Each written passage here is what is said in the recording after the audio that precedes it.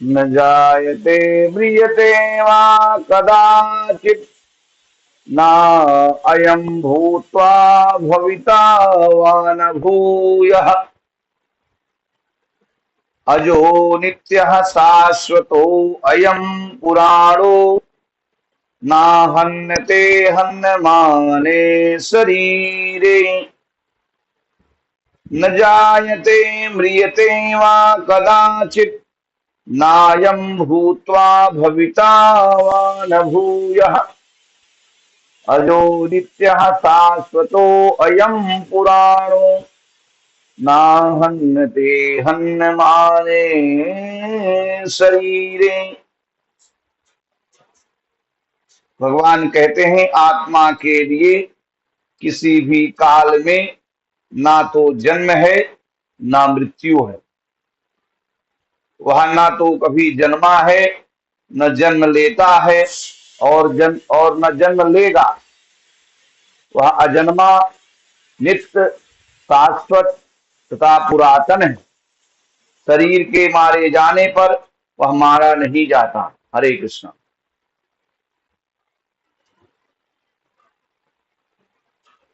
चलिए पिछले श्लोक से संबंध है। इस श्लोक में भगवान उस स्थिति की व्याख्या कर रहे हैं जिसमें जीवात्मा स्वयं कभी भी नष्ट नहीं होता। पिछले श्लोक में भगवान ने दो स्थितियां बतलाई थी जिनमें जीवात्मा का नाश नहीं होता।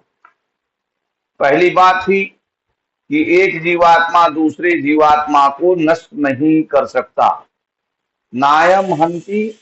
तथा दूसरी बात, कोई भी जीवात्मा स्वयं भी नष्ट नहीं हो सकता, ना हन्नते।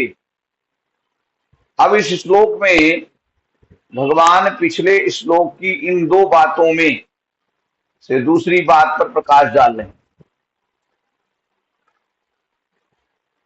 इसलिए पिछले श्लोक की अंतिम पंक्ति में नायम हन्ति ना हन्नते तथा इस श्लोक की अंतिम पंक्ति ना हन्नते हन्नमाने शरीरे, तो ये दोनों सामान्य हैं। यदि हम इस श्लोक पर गहराई से विचार करें तो हम देखते हैं कि इस श्लोक में भगवान ने जीवात्मा की उन चार विशेषताओं का वर्णन किया है जो उसमें है तथा उन चार निषेधों का वर्णन किया है जो उसमें नहीं है। अब ये चार विशेषताएं क्या हैं? जीवात्मा अजन्मा है, पहली विशेषता। हम सबकी जीवात्मा क्या है? अजन्मा है। दूसरा है नित्य है, यानी सदैव रहने वाला है और शाश्वत है। और चौथा है पुराण है, पुराण माने प्राचीन, पुरातन है। और चार निषेध क्या है? यह जन्म नहीं लेता है।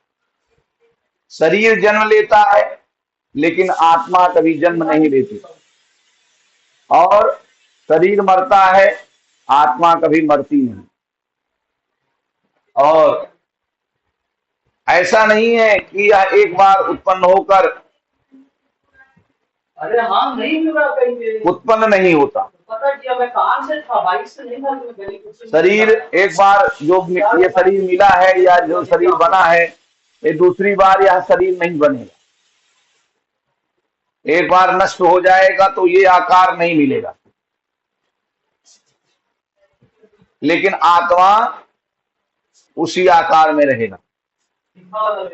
यह शरीर के नष्ट होने पर नष्ट नहीं होता।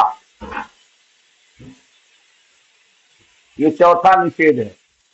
शरीर नष्ट होगा लेकिन ये नष्ट नहीं होगा।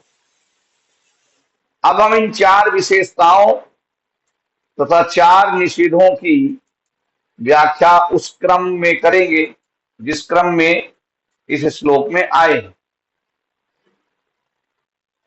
पहला, यह जीवात्मा जन्म नहीं लेता है। श्लोक के प्रारंभिक शब्द हैं न जायते म्रियते वा कदाचित। न जायते अर्थात यह जीवात्मा जन्म नहीं लेता है। यह बात अत्यंत महत्वपूर्ण है। इस भौतिक संसार में जितने शरीरों का जन्म होता है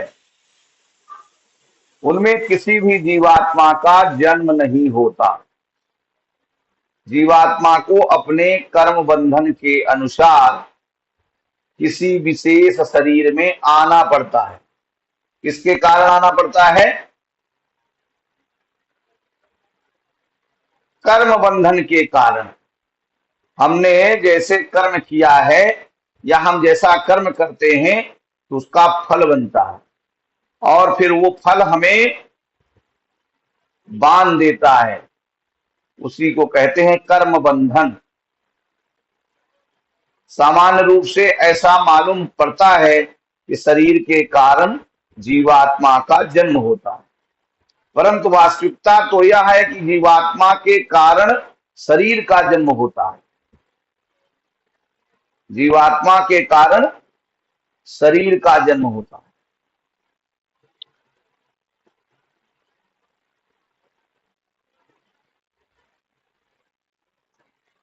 हरे कृष्ण, हरे कृष्ण।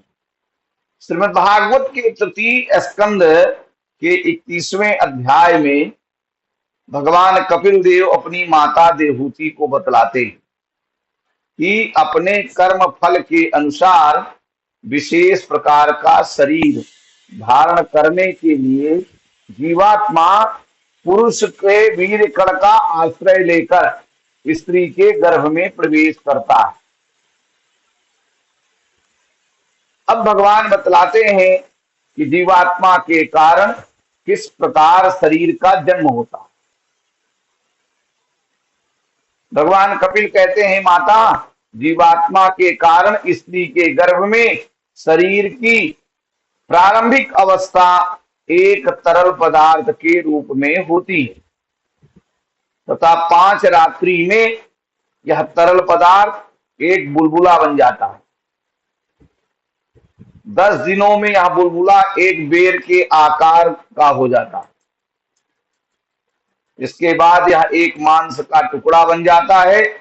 1 मास में इसका सिर बनता है, 2 मास में इसके हाथ पैर आदि निकल आते हैं तथा 3 मास में नाखून, अंगुलियां, रोम, हड्डियां, त्वचा, जन्नेन्द्रिय तथा आंखें, नथुने, कान, मुंह तथा गुदा जैसे छिद्र भी प्रकट होते हैं। तो इस प्रकार हम देखते हैं कि जिन स्थितियों में ऐसा लगता है कि शरीर के साथ जीवात्मा का जन्म होता है, उन स्थितियों में तो जीवात्मा के कारण शरीर का जन्म होता है।